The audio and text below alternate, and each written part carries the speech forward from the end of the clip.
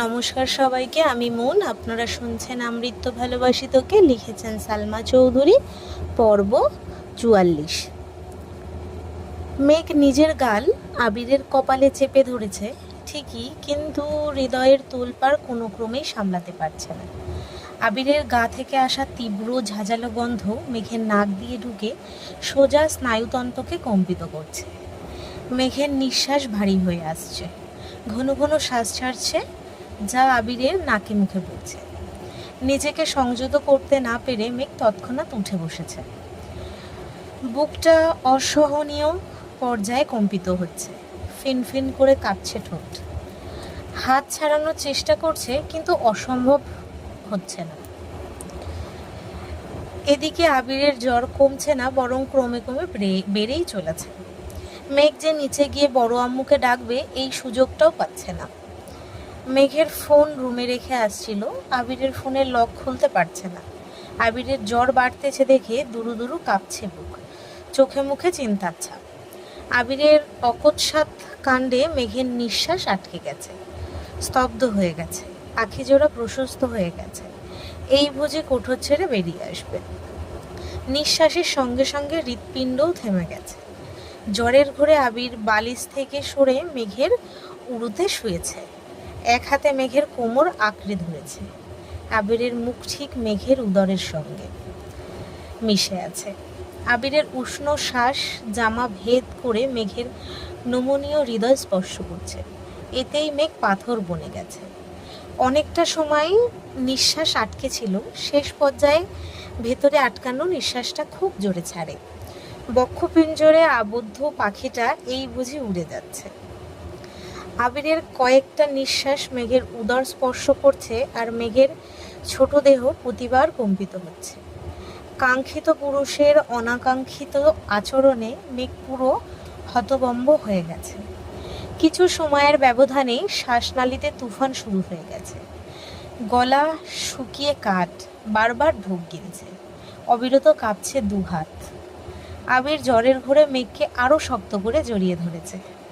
এমন কল্পনাতীত কাণ্ডে মেঘের হৃৎস্পন্দনের মাত্রা বেড়ে আকাশ ছোঁয়ার পথে। জানালা দিয়ে আসা কনকনে ঠান্ডা বাতাস মেঘের কানে ঢুকছে।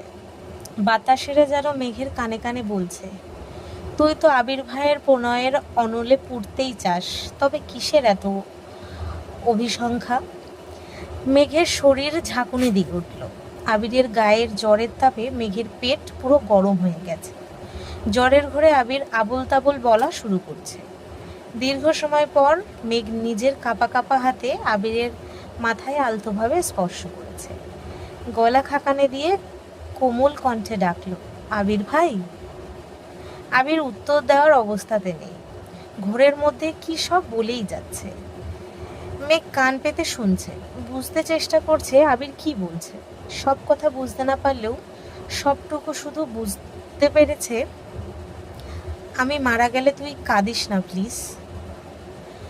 আবিরের এমন কথা শুনে মেঘ আবিরের মাথা দু হাতে শক্ত করে আঁকড়ে ধরে আর্তনাদ করে ওঠে, এমন কথা বলবেন না প্লিজ, কিছু হবে না আপনার, ঠিক হয়ে যাবেন, আপনার কিছু হতে দেব না আমি। বেশ খানিকক্ষণ পর মেঘ আবিরকে রেখে দৌড়ে নিচে নামল। ততক্ষণে বাড়ির সবাই শুয়ে পড়েছে। শীতের রাত, তাই সবাই একটু তাড়াতাড়ি শুয়ে পড়ে। বড় আম্মুকে ডাকতে গিয়েও থেমে গেল। বড় আম্মু অসুস্থ। আবির ভাইয়ের এই অবস্থা দেখলে বড় আম্মুর শরীর আরও খারাপ হবে। এইভাবে আর ডাকেনি। ছুটে গেল তানভীরের রুমে। তানভীরও বাসায় নেই। মেঘ নিজের রুম থেকে ঔষধ আর ফোনটা নিয়ে তানভীরকে কল করতে করতে আবিরের রুমে গেল। তানভীরকে আবিরের অবস্থা জানিয়ে তাড়াতাড়ি আসতে বলেছে। অনেকক্ষণ ডাকার পর আবিরের একটু হুঁশ আসছে। মেঘ কোনো রকমে আবিরকে উঠিয়ে ওষুধ খাইয়ে দিয়েছে। আবির চোখ বন্ধ করে শুয়ে আছে। মেঘ আবিরের কপালে জলপট্টি দিয়ে দিচ্ছে। আবির বেশ খানিকটা সময় নিজে নিস্তেজ হয়ে পড়ে রইল। জ্বর মাথায় উঠে গেছে। মেঘ জলপট্টি দিচ্ছে আর সরাচ্ছে। কপালের তাপে কয়েক মুহূর্তেই পট্টি গরম হয়ে যায়, তাই বারবার পাল্টাতে হচ্ছে। প্রায় 1 ঘন্টা পর আবির হঠাৎই চোখ মেলল। জ্বর কিছুটা কমেছে, তাই হুঁশ ফিরেছে। সরাসরি মেঘের চোখের দিকে তাকালো। শরীরের উত্তাপে চোখ লাল হয়ে গেছে। মেঘ জলপট্টি দিতে দিতে শুধালো, শরীর কি বেশি খারাপ লাগছে?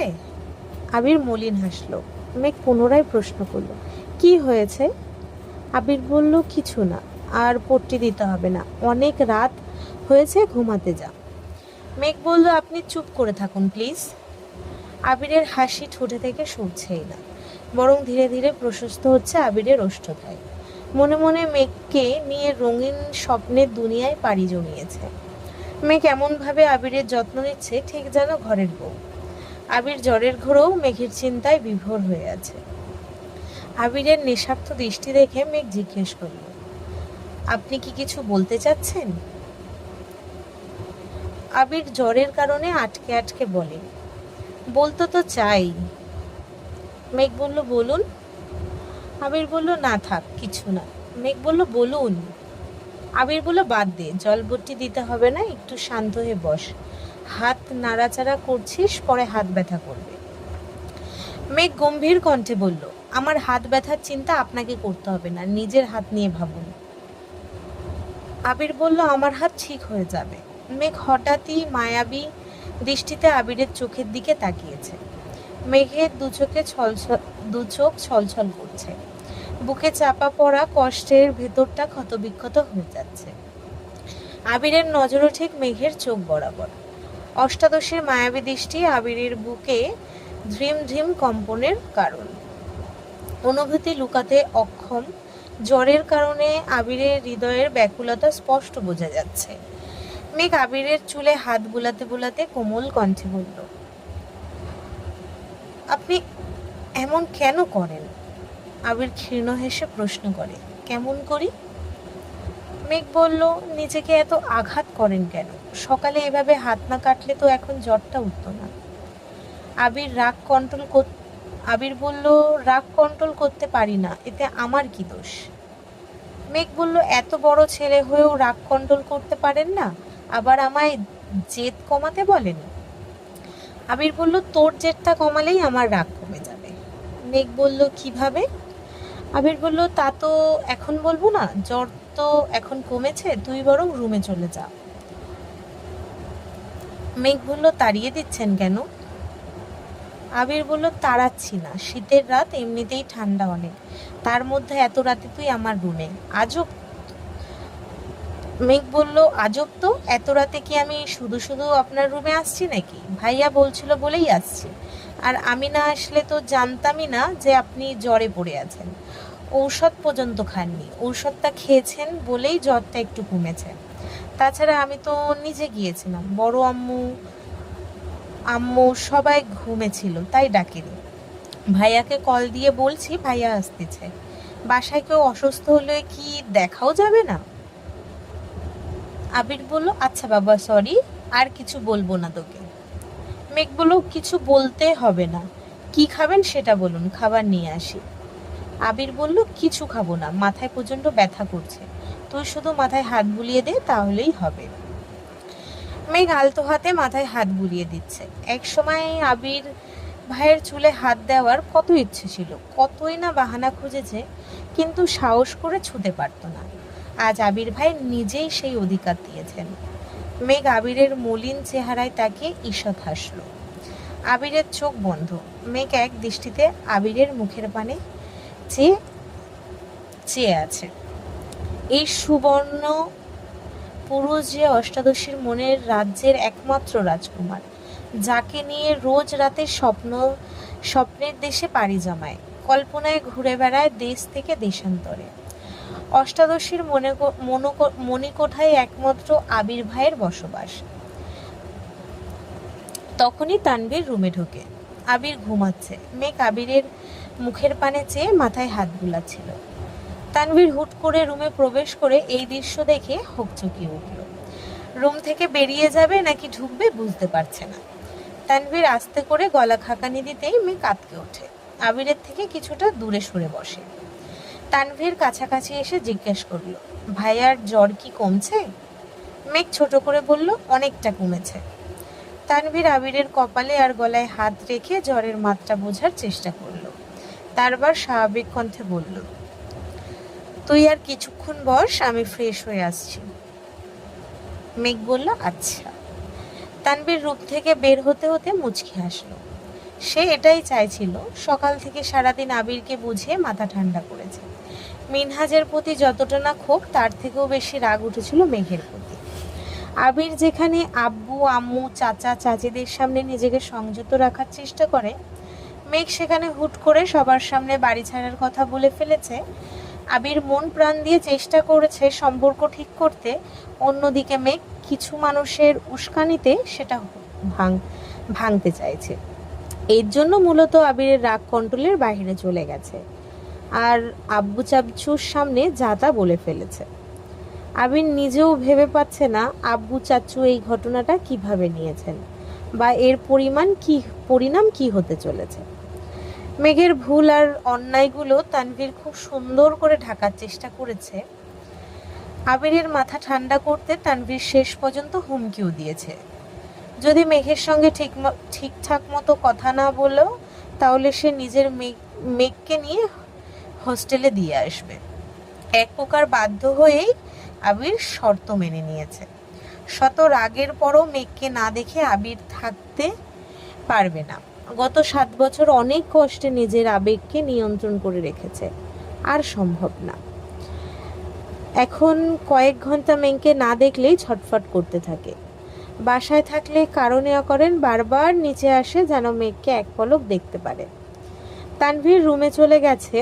মেঘ খানিকটা সময় মাথা নিচু করে বসে রইল, নির্লজ্জের মতো আবির ভাইকে দেখছিল। এটা ভাইয়া দেখে ফেলেছে ভেবেই লজ্জায় মুখ তুলতে পারছে না। আবির ঘুমের মধ্যে পাশ ফিরতেই বালিশের উপর রাখা মেঘের হাত আবিরের গাল স্পর্শ করে। আবিরের গালের খোঁচা খোঁচা দাড়ির স্পর্শে মেঘের গাত্রে শিহরণ জাগে। শিরা উপশিরায় তুফান শুরু হয়ে গেছে। হুটহাট আবির ভাইয়ের অনাকাঙ্ক্ষিত স্পর্শ মেঘের হৃদয়ে প্রেমানুভূতি জাগ্রত করে। হাত সরিয়ে মুগ্ধ আঁখিতে তাকিয়ে রইল আবিরের অন্য পাশের গালে। আবির কখনো ক্লিন সেভ করে না, ছোট করে কেটে রাখে দাড়ি। সপ্তাহখানে আগেই হয়তো কাটিয়েছিল, এখন কিছুটা বড় হয়েছে। খোঁচা খোঁচা দাড়িসহ গালটা মেঘকে টানছে। আবির ভাইয়ের প্রতি তীব্র প্রেমানুভূতি, মুগ্ধতায় পরিপূর্ণ গাল মেঘের হৃদয়ের সমস্ত প্রাচীর ভেঙে দিচ্ছে। ইহ জগতের আবির ভাইয়ের গাল ব্যতীত আপাতত আর কোনো দিকে তাকাতে পারছে না। মেঘ আস্তে করে আবিরকে ডাকলো, কিন্তু সাড়া নেই।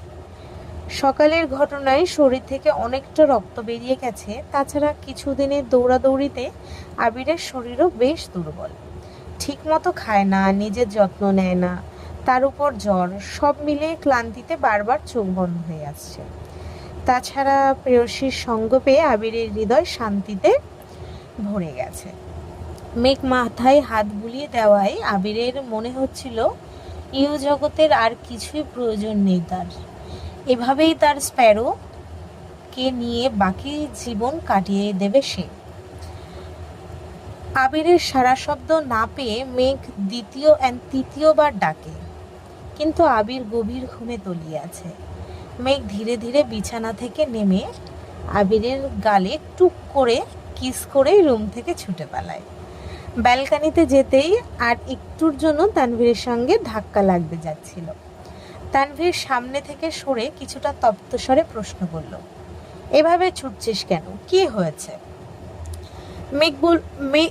মেঘ কিছু না বলেই নিজের রুমে চলে গেছে। তানভীর আবিরের রুমে ঢুকতেই দেখে আবির গালে হাত দিয়ে হা করে তাকিয়ে আছে। তানভীরকে ঢুকতে দেখেই আবির তৎক্ষণাৎ হাত সরিয়ে স্বাভাবিক হওয়ার চেষ্টা করে। তানভীর ঠাট্টার স্বরে বলল, আমি কি অসময়ে চলে আসলাম? আবির নিঃশব্দে হেসে লেপের নিচে মুখ লুকিয়েছে। তানভীর হাসতে হাসতে বলল, নববধূও এত লজ্জা পাবে না তুমি যতটা লজ্জা পাচ্ছ। সমস্যা নেই, আমি কিছু বুঝি নাই, চিল। আবির লেপের নিচ থেকে মুখ তুলে গম্ভীর কণ্ঠে বলল, তুই বুঝলেই বা কি, আমি কি অবৈধ কিছু করছি নাকি? তানভীর বলল, না একদমই না। তানভীর একটু থেমে সিরিয়াস মুডে বলল, থ্যাঙ্কস ভাইয়া, বিশ্বাস করো, তোমাদের দুজনকে হাসি খুশি দেখলে আমার সব দুশ্চিন্তা দূর হয়ে যায়। সব সময় এভাবেই থেকো প্লিজ। ভাইরে, এভাবে থাকলে নিজেকে নিয়ন্ত্রণ করা কষ্ট হয়ে যাবে। তোর বোনের যন্ত্রণায় আমি কোনো একটা অঘটন ঘটিয়ে ফেলবো। তানভীর বলল, তোমার প্রতি আমার বিশ্বাস আছে, তারপরও কোনো অঘটন ঘটলে সমস্যা নেই, আমি সামলে নিব।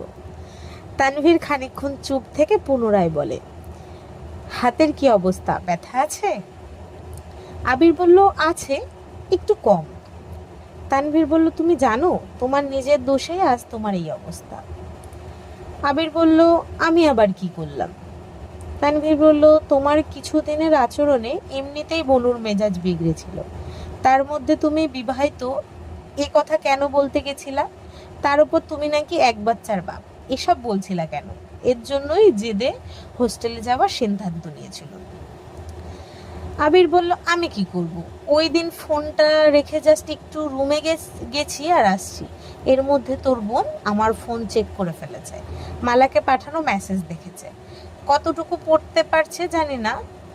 তাছাড়া ওয়ালপেপারে যে তোর বোনের সঙ্গে ছবি দেওয়া, ওই ছবি নিশ্চয়ই দেখেছে। কতটুকু কি দেখেছে তা বোঝার জন্য বউ আর বাচ্চার কথা বলছি।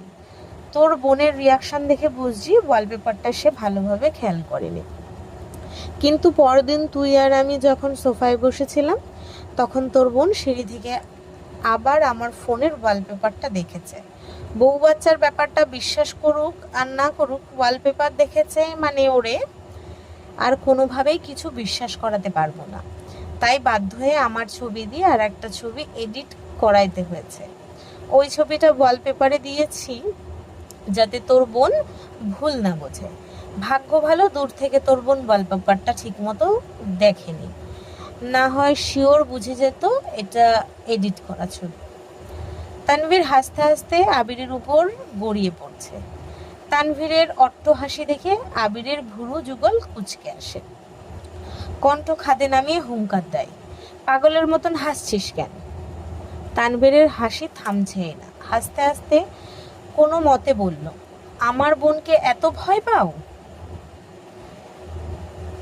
আবির বলল, ভয় তো পেতেই হবে, একমাত্র বউ বলে কথা। ও মানে কি না জানি না, আমি তো ওকে আমার বউই মানি। আমার মতে পৃথিবীর 90% বিবাহিত পুরুষই তাদের বউকে ভয় পায়।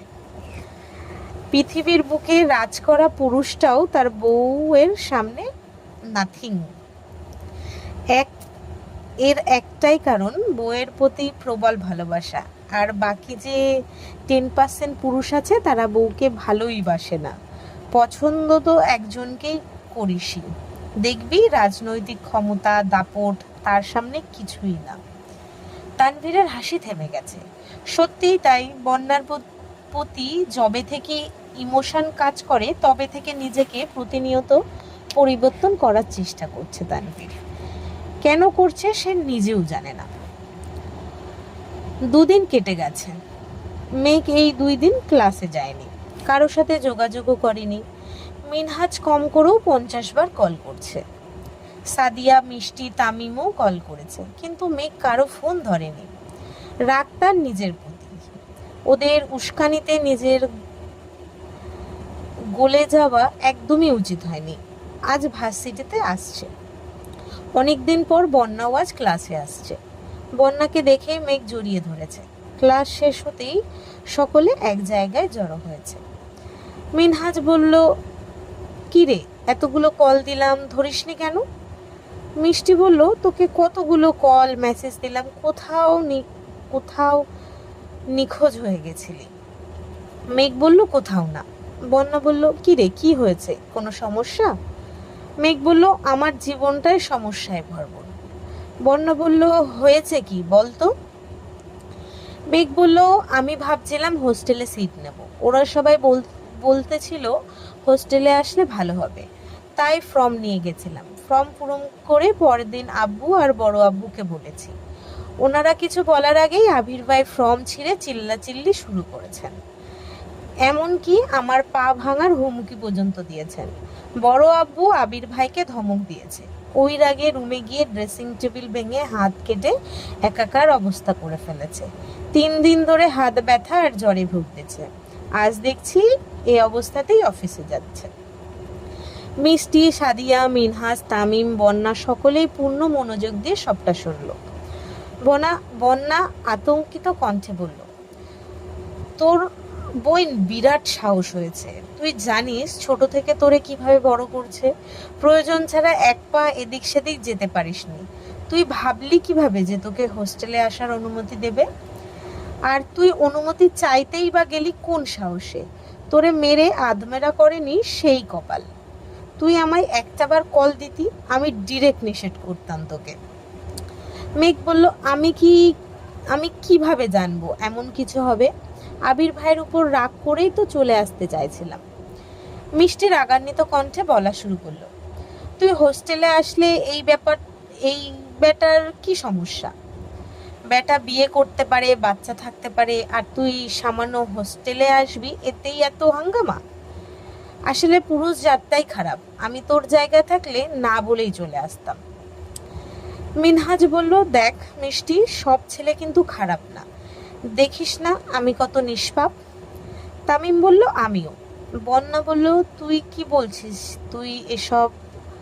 আবির ভাই বিবাহিত, বাচ্চা আছে, এসব কি শুনছি মেঘ? মেঘ বলল, উনি সেদিন বলেছিলেন উনি বিবাহিত, বাচ্চা আছে, তারপর জানছি আমার সাথে ফাজলামো করছে। মিষ্টি বলল, আজকে ফাজলামো করে বলতেছে, 2 দিন পর দেখবি সত্যি সত্যি বউ নিয়ে বাসায় চলে আসবে। পরে চিল্লাবি না বলে রাখলাম। সাদিয়া বলল, এই মিষ্টি চুপ করবি? তোর ব্রেকআপ হয়েছে বলে তুই সারা দুনিয়ার মানুষের ব্রেকআপ করিয়ে বেড়াবি নাকি? মিষ্টি বলল, আমি চাই না আমার ফ্রেন্ডরা কেউ ফালতু ছেলের জন্য নিজের জীবন বরবাদ করুক। মেঘ বলল, আবির ভাই মোটেই ফালতু ছেলে না, বাদ দে। আমার আবির ভাইকে নিয়ে তোরা কেউ কিছু বলবি না। আমার আবির ভাই ভালো হলেও আমার, খারাপ হলেও আমার। হয়েছে? মিষ্টি বলল, বেটা বিয়ে করে ফেলছে শুনে সেদিন তুই কান্নাকাটি শুরু করেছিলি, মনে নাই? এখন আমাদের দোষ? বন্যা বলল, ও দিনে 100 বার আবির ভাইয়ের জন্য কান্না করে, 100 বার হাসে, তাই বলে তোরা ওকে আরও উস্কাবি? আমি 2 দিনের জন্য বেড়াতে গেছি কি না, আমার বেবিটার ব্রেন ওয়াশ করা শুরু করে দিয়েছিস। মিনহাজ বলল, আমরা তো চাই তোর বেবিটা হাসি খুশিতে থাকুক, তোর বেবির খেয়াল রাখার দায়িত্ব তো আমাদেরও। বন্যা বলল, দেখলাম তো কেমন খেয়াল রাখছিস। ফাঁসাইয়া দিয়া নিজেরা তো বিরাট শান্তিতে আছিস। যা ঝড় গেছে তো আমার বেবিটার উপর দিয়েই গেছে। মেঘ বলল, আবির ভাই বলছে যারা আমাকে উস্কাইছে তাদের সবটাকে আধমারা করে নিজের বাড়ি পাঠাবে। বন্যা বলল, একদম ঠিক আছে, একদম ঠিক আছে, এদের মারাই উচিত। তামিম বলল, বন্যা তুই এভাবে বলতে পারলি? বন্যা বলল, তুই আমার সঙ্গে কথাই বলিস না, বদমাস পোলা। মিনহাজ বলল, মনে হয় তোর আবির ভাইয়ের থ্রেটে আমরা ভয় পাইছি। বলিস আসতে, দেখবো নে তোর ভাইয়ের কত পাওয়ার আর আমার ভাই ব্রাদার্সদের কত পাওয়ার। বন্যা হাসতে হাসতে বলল, এই গর্জনটা আবির ভাইয়া বা তানভীর ভাইয়ার মুখোমুখি হওয়ার পর যেন থাকে। চল মেঘ। মেঘকে নিয়ে বন্যা চলে গেছে। মেঘ বন্যাকে সব ঘটনা খুলে বলেছে। বন্যা শুধু একটা কথাই বারবার বলছে, তুই আমাকে একটাবার জানাতে পারতি। তুই জানিস তুই বাড়ির প্রত্যেকটা মানুষের কলিজার টুকরা, তারপরে এমন কাণ্ড কেন ঘটালি? আবির ভাই না চিল্লালে তোর ভাই, আব্বু আর বড় আব্বু নিশ্চয়ই রাগ দেখাতো। মেঘ নিজের প্রতি নিজেই বিরক্ত। বন্যা আরো বেশি কিছু বলল না। মেঘকে বিদায় দিয়ে নিজেই বাসায় চলে গেছে। এদিকে আবির আজ সকাল সকাল অফিসে আসছে। হাত এখনো পুরোপুরি ঠিক হয়নি, কিন্তু একটা বিদেশি কোম্পানির সঙ্গে আজ গুরুত্বপূর্ণ মিটিং। গত 3 বছরের অর্ডারের সমতুল্য এই একটা অর্ডার। সব কিছু ঠিকঠাক থাকলে আবিরদের কোম্পানি দেশের সেরা 5টা কোম্পানির মধ্যে একটা হবে। তাই হাতের দুরবস্থা নিয়েও আবির অফিসে আসছে। টানা 1.5 ঘন্টা মিটিং চলল। আবির নিজের সর্বোচ্চ চেষ্টা করেছে। মিটিং শেষে ওনারা ডিল কনফার্ম না করেই চলে গেছেন। বলেছেন পরবর্তীতে কল দিয়ে জানাবে। তাই সকলেই একটু টেনশনে আছে। আবির আব্বুর থেকে বিদায় নিতে গেলে আলী আহমেদ খান আবিরকে ঠান্ডা কণ্ঠে বললেন, শোনো আবির, নিজের রাগ যদি নিয়ন্ত্রণে রাখতে পারো তবে জীবনে সফল হতে পারবে। আবির মাথা নিচু করে দাঁড়িয়ে আছে। সে খুব ভালোভাবেই জানে ওই দিনের বাড়িতে ঘটনার ক্ষোভ প্রকাশ করবেন আলী আহমেদ খান। চুপচাপ সহ্য করা ছাড়া কিছুই করার নেই তার। আলী আহমেদ খান পুনরায় বললেন, বাহিরে যাই করো না কেন, বাসায় অন্তত পক্ষে ঠান্ডা থাকার চেষ্টা করবা। ভুলে যেও না তুমি বাড়ির বড় ছেলে, তোমার উপর বাকিরা নির্ভর। তানভীরের মতো মেঘ, মিম, আদি 3 জনকে আগলে রাখার দায়িত্ব তোমার। কোনো বিষয় নিয়ে অতিরিক্ত চেঁচামেচি করলে, রাগ দেখালে তোমার উপর থেকে তাদের ভরসা উঠে যাবে। তোমার তাদের সাথে সফটলি মিশতে হবে, যাতে ওরা ভুল পথে পা বাড়ালেও তোমাকে তা জানাতে দ্বিধাবোধ না করে। তারপর তুমি বিষয়টা দেখবে, ঠিক মনে হলে ঠিক, আর ভুল মনে হলে ভাই বোনদের বুঝিয়ে সেটা থেকে সরিয়ে আনবে। কিন্তু চিৎকার করে, রাগ দেখিয়ে ওদের সাথে কখনো দূরত্ব বাড়িও না। আমি যে ভুল করেছি, আমি চাই না একই ভুল তুমি করো। আমার পরে খান বাড়ির পুরো দায়িত্ব তোমার। তাই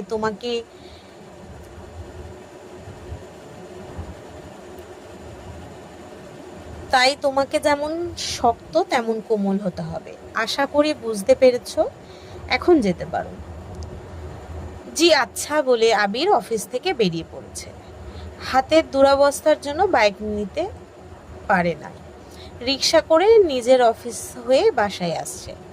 সন্ধ্যার কিছুক্ষণ পরেই আলী আহমেদ খান, মোজাম্মেল খান হাতে মিষ্টি নিয়ে বাড়ি ফিরেছেন।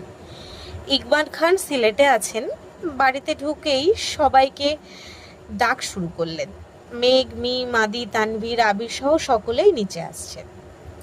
আলী আহমেদ খান হাস্যজাল মুখে বললেন, congratulation my boy, order confirm, I am proud of you. আবিরও হাসিমুখে থ্যাংক ইউ জানালো। সকলেই বেশ খুশি।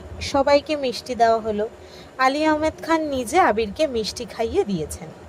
সব শেষে আলী আহমেদ খান আবিরকে উদ্দেশ্য করে বললেন, আজকের এই খুশির কারণ একমাত্র তুমি। এত অল্প সময়ের মধ্যে তুমি কাজে এত মনোযোগ হয়েছো, তার জন্য তোমার অসংখ্য ধন্যবাদ। এটা তোমার জন্য অনেক বড় সফলতা। জীবনের সর্বোচ্চ সিঁড়ি পর্যন্ত এগিয়ে যাও। আবির মৃদু হেসে বলল, দোয়া করবেন আমার জন্য। মোজাম্মেল খান বলল, ফি আমানিল্লাহ, দোয়া করি যেন সব সময় সব জায়গায় তুমি সফল হতে পারো। আলী আহমেদ খান শুধালেন, আজকের এই খুশির দিনে তোমার কি চাই বলো, যা চাইবে তাই পাবে। আবির ঢোক গেলে হাসার চেষ্টা করলো। খানিকক্ষণ নীরব থেকে বলল, আমার এখন কিচ্ছু চাই না, তবে একদিন চাইবো। এমন কিছু চাইবো যা দেওয়ার জন্য আপনাদের এত বছরের নিয়ম নীতি পর্যন্ত ভাঙতে হতে পারে। আশা করব সেদিনের জন্য মানসিকভাবে প্রস্তুত থাকবেন। কথা শেষ করেই আবির নিজের রুমে চলে গেছে। মেঘ আহাম্মকের মতো চেয়ে আছে। আবির ভাইয়ের কথা কিছুই মাথায় ঢোকেনি। কেউ কিছু দিতে চাইছে, নিয়ে নিলেই তো ঝামেলা শেষ, প্যাচ লাগাতে হয় কেন? মেঘ এটাই ভেবে পায় না। আলী আহমেদ খান আর মোজাম্মেল খানও মুখ চাওয়াচাওয়ি করলেন।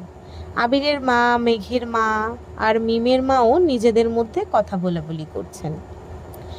মিম মেঘকে প্রশ্ন করল, আপু, তোমায় যদি বলতো যা চাও তাই পাবা, তাহলে তুমি কি চাইতা? মেঘ মনে মনে বলল, আবির ভাইকে চাইতাম। আবির ভাইয়ের সম্পূর্ণ হৃদয় জুড়ে আমার অস্তিত্ব চাইতাম। আমি আবির ভাইয়ের পৃথিবী হতে চাইতাম। মেম পুনরায় ডাকে, আপু বলো না কি চাইতে? মেঘ বলল, জানি না। কথাটা বলেই মেঘ নিজের রুমে চলে যাচ্ছে। মিম তারপরও নিজের পেছন পেছন ছুটছে। তানভীর এতক্ষণ যাবৎ নীরব ভূমিকা পালন করছে, তবে যাবে কি না সেটাও বুঝতে পারছে না। মেঘ মিম চলে যাওয়ায় নজর পড়ে তানভীরের দিকে। মোজাম্মেল খান স্বাভাবিক কণ্ঠে প্রশ্ন করলেন, তোমার ভাইয়ের এখন কিছু লাগবে না বলে গেল, তোমার কি কিছু লাগবে? তানভীর এপাশ ওপাশ মাথা নেড়ে না করল। সেরে দিয়ে উঠতে উঠতে মনে মনে বিড়বিড় করে বলল, বউ লাগবে। দেবে নেনে? ভাইয়ারও বউই লাগবে।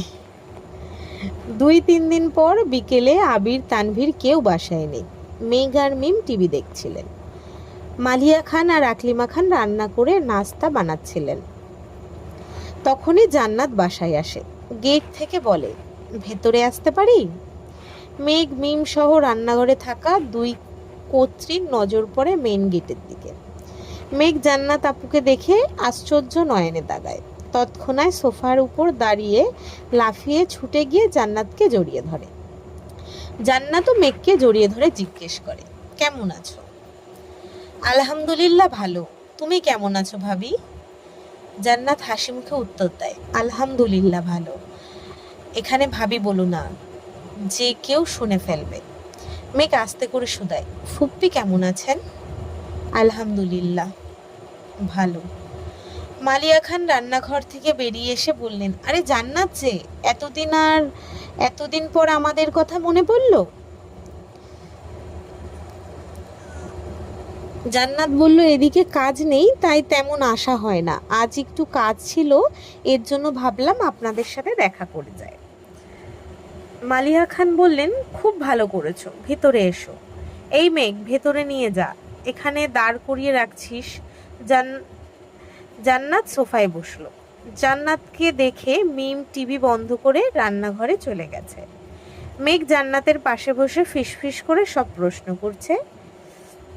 আসিফ ভাইয়া কবে আসবে, কেমন আছে, বাকিরা কেমন আছে, সব শুরু করে এটা সেটা জিজ্ঞেস করেই যাচ্ছে। জান্নাত আস্তে ধীরে সব প্রশ্নের উত্তর দিচ্ছে। মেঘ হঠাৎই প্রশ্ন করলো, আপু তুমি যে বিবাহিত, এটা বলবা না? জান্নাত বলল, না। মেঘ বলল, কেন? জান্নাত বলল, আবির ভাইয়া বারণ করেছেন। মেঘ বলল, আবির ভাই জানে তুমি বাসায় আসবে? জান্নাত বলল, আবির ভাইয়াই আমায় পাঠিয়েছেন। উনি আর তানভীর এখন আমার শ্বশুর বাড়িতে। মেঘ বলল, ওনারা হঠাৎ ফুপ্পির বাসায় কেন? জান্নাত বলল, ওনারা প্রতি সপ্তাহতেই আমার শাশুড়িকে দেখতে যায়। মেঘ উত্তেজিত কণ্ঠে বলে, কি? আমায় একদিনও নিয়ে যায় না কেন? জান্নাত বলল, আমরা সবাই তোমার কথা বলি, তোমাকে নেয় না বলে আম্মু প্রতিবার আবির ভাইকে রীতিমতো ধমকায়। মেঘ বলল, দেখেছো, তারপরও আমায় নিয়ে যায় না, আজকে আসুক বাড়িতে। এর মধ্যে মালিয়া খান নাস্তা নিয়ে আসছেন। পাশের সোফায় বসে জান্নাতকে ভালোভাবে পরখ করছে। ওনার সেই অনেক দিনের ইচ্ছে জান্নাতকে ছেলের বউ বানাবেন। আলী আহমদ খানকে বলেওছেন, উনি তেমন সারা শব্দ করছেন না। উনি আবিরকে একটু সময় দিতে চাচ্ছেন, ব্যবসায় ঠিকমতো মনোযোগ দিলে বিয়ে করাবেন সিদ্ধান্ত নিয়েছেন।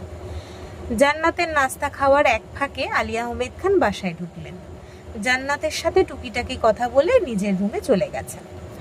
জান্নাতও খানিকক্ষণ বসে মেঘের রুমে ঘুরে আড্ডা দিয়ে বেরিয়ে গেছে। আবির আর তানভীর রাতে খেয়ে বাসায় ফিরেছে। ফুপ্পির বাসায় গেলে কখনো না খেয়ে ছাড়েন না। আবির ফেরার কিছুক্ষণ পরেই মেঘ আবিরের রুমে হাজির হলো। আবির ভুরো জোড়া নাচিয়ে প্রশ্ন করলেন, কিছু বলবি? মেঘ কপালে কয়েক স্তর ভাঁজ ফেলে বলল, আমার ভাগ কোথায়? আবির স্বাভাবিক কণ্ঠে জিজ্ঞেস করলো, কিসের ভাগ? মেঘ বলল, ভালোবাসার। আবির ঢোক গিলে ছোট করে বলল, মানে? মেঘ বলল, ফুপ্পির ভালোবাসার ভাগ দেন।